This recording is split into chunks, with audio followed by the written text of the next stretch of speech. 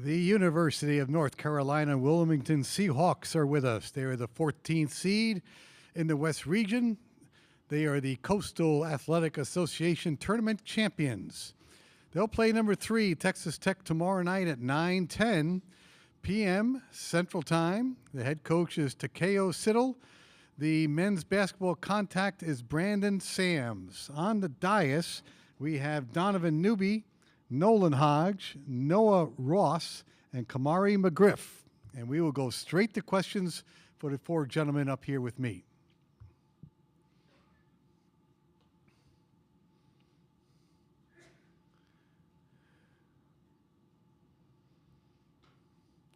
Right there in the back row. Thank you.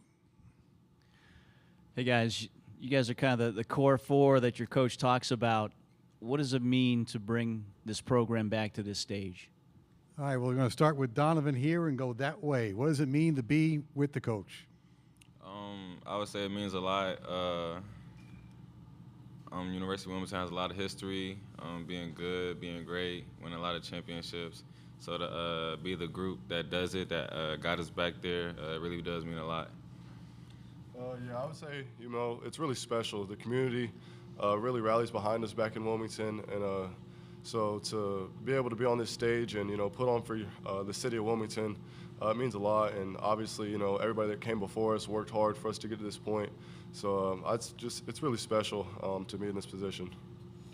Yeah, I mean, when we came back this year, it was the 4 of us were the core 4 guys, and had a conversation with Coach, and this is kind of what we envisioned. The 4 of us kind of being the anchor, and obviously bringing in a lot of new talent. We have a lot of great guys on the team, but to see this come to life after talking about it, maybe 10, 11 months ago, is really special and rewarding. And like they said, Wilmington's a great city and deserves all of it, so it's been special.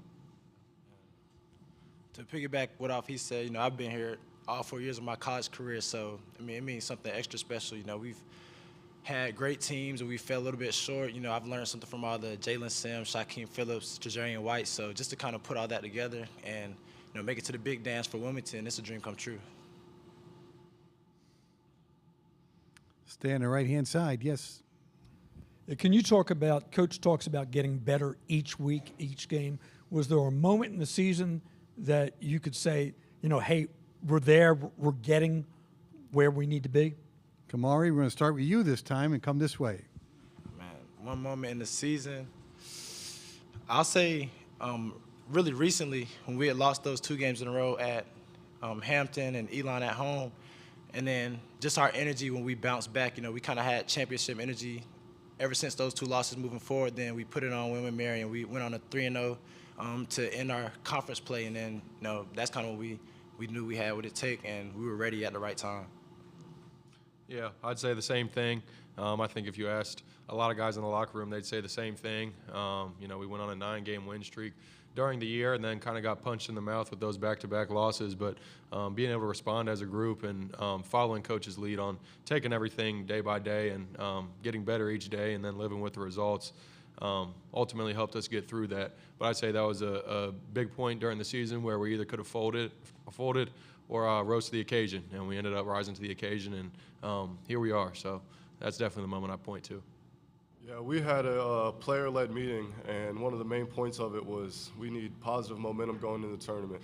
So, like Kamari said, finishing those last 3 strong, we just wanted to make sure that going in the NCAA tournament we had a positive momentum because, momentum can really propel us in a lot of things, so that's what we did.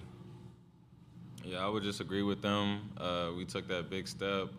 Coach always talks about us being player-led, and definitely after those 2 losses, we definitely stepped up in a major way, and we became player-led, and it turned out well for us.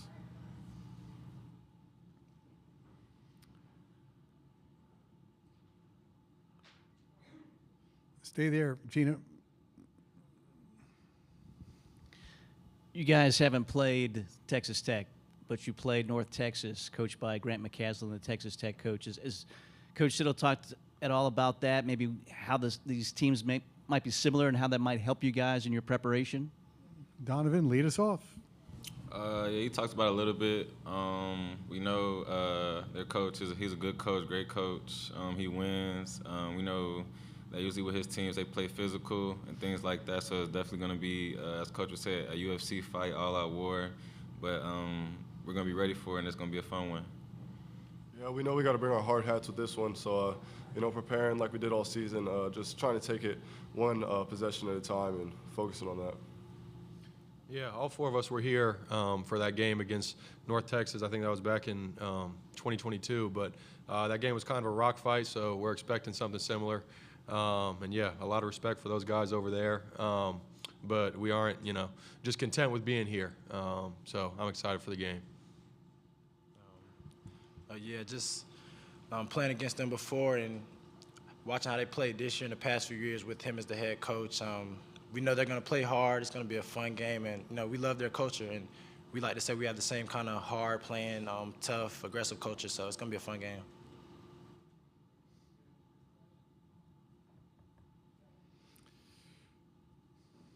Anything else for the Seahawks of Wilmington? Okay, gentlemen, thank you very much for your time. Best of luck tomorrow. Seahawks will play the Red Raiders in the evening game, the late game tomorrow night. Thank you. Coach Siddle will be next up at 3:05.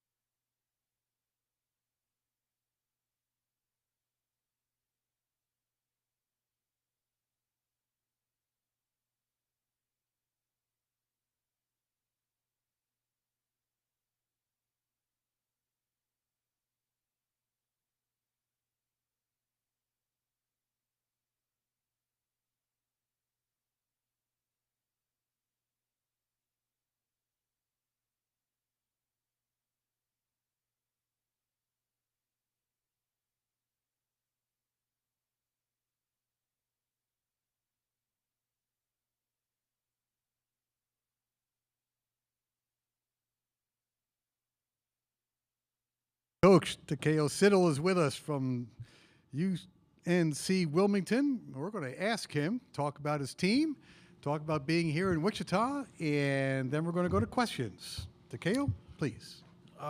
Unbelievable opportunity. Humbled to be here, blessed to be here. This group has been very coachable the whole way. They've done everything I've asked them to do. They've worked really hard. They've connected in a major way. They've changed my life in a lot of ways. Very thankful for them. Very thankful for my staff, the support staff, the administration. What an unbelievable opportunity this is for us. And like I said, blessed to be here. Thank you. Questions start right there. Cole Banker, Red Raider Nation. Coach, what's the biggest concern just looking at Texas Tech's roster for tomorrow night? Where you want me to start at? No, very good ball club. Got a lot of respect for Grant and the job that he's done throughout his career. So very familiar with his style. But when you look at him, first thing that pops out to you is how physical they are on both ends of the floor, how hard they play, how competitive they are. So you have to address that with your team first and foremost, and then when you start diving into their personnel, they're pretty deep, and they don't have much drop off coming off the bench. They have star power with JT Toppin and some of the other guys on their roster. I think they're a complete team for sure. Like I said, got a lot of respect for Grant and the job that he's done, but we're going to have our hands full. I know our guys are very excited. I know our guys are ready to compete, and we're going to go out there and compete to win. Does it make it any more difficult preparing for a team that's had injuries like Texas Tech has been dealing with, specifically their top two shooters, essentially, with Chance McMillan and Darian Williams? I wouldn't say it's made it more difficult. I would say for us, and we've done it all year with teams in our league, if they've had players that hadn't played or coming off injuries, we've always prepared as if they were going to play. And that's exactly what we've done for Texas Tech. Coach, what do you remember about most, I guess, with meeting Coach McCaslin? I know y'all haven't really had too much time together, but just with those times a couple years ago, and do you take much from that game, maybe the schematics of how tough that team played into tomorrow's game? Yeah, took a lot from it. Obviously, I didn't watch it. I didn't rewatch that game because different personnel, different place. But when you look at Grant's teams, very competitive, extremely physical. They play extremely hard. And so that I tried to get that point across to our guys. If we don't have the fight that we need to have, it can be a tough night for us. But I know we've had that fight all year. I know we'll be ready to compete.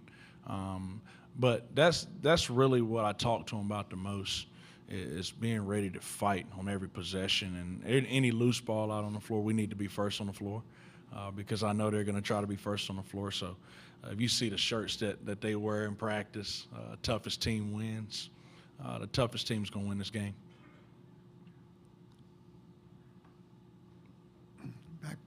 Back row, Coach. Coach, you've been on the cusp of getting to this point a couple of times.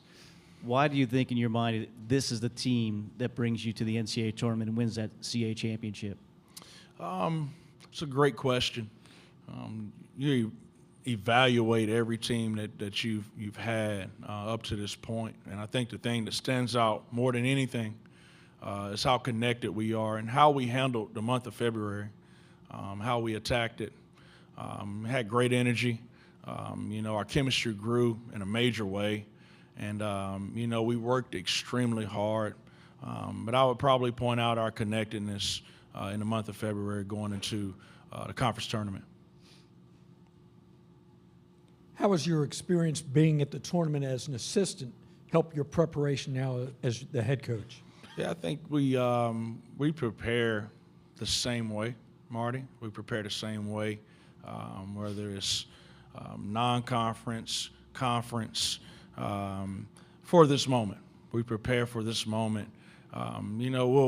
I think one thing that people in this position realize is that their team takes on the identity of the head coach, and they feed off of the head coach's vibes and energy. And I've just been really calm and collected. We've been preparing the same way. We haven't made this a moment bigger than what it is. Obviously, it's a big moment, but we've just been taking it one day at a time, trying to be great in our process, and trying to be really calm and approach this thing the same way we have been all year.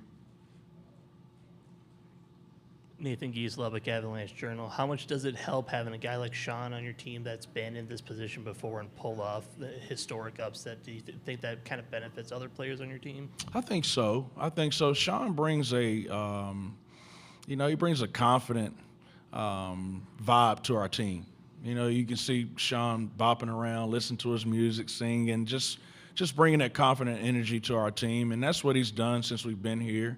But I think with the experience that we have on our roster from other guys like Donovan and Noah Nolan, the guys that are older and have been in the program for a while, they bring a level of confidence to the group too. So, we're going to be a confident group overall, and we're going to come out here and we expect to have a chance to win the game.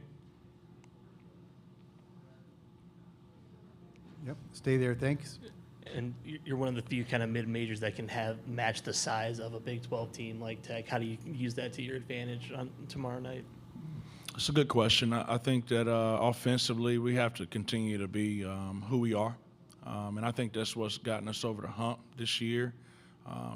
No other team in our league has been able to match our size on the interior. So continuing to throw the ball inside, continuing to be very forceful on the glass offensively, and then being able to, and it's going to be a tall task, but the kid JT Toppin, being able to kind of provide some size and stay between him and the basket and make him shoot over a bigger target with our two guys down low is very important. And so while they'll be able to do what they do, I think it'll give them problems on the other end defending us with those two guys that we have on the interior.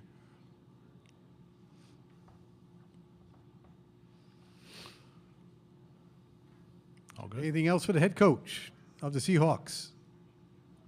All right. All right. Thanks. Thank you very much. Do you have Your another? time. Got one? Coach, you mentioned about just the size of it. How big do you think just the rebounding battle? Coach McCaslin, he preaches that almost every week, just out rebounding. I know you guys are great at the free throw line as well, just because of getting those big boards down. How big do you think winning the rebounding battle obviously will be tomorrow? Oh, it's huge. It's huge. That's something that we talk about a lot. I think we've only lost a rebounding battle 5 times this year. Every time that we've won the rebounding battle, except for maybe one, I think we tied. We've won the game. We've won the ball game, and so it's huge for us. I think having Harlan Obioha is very huge. He's him and Sean Moore. They're our best defensive rebounders. So I think that's a huge stat for us to make sure that we focus in on.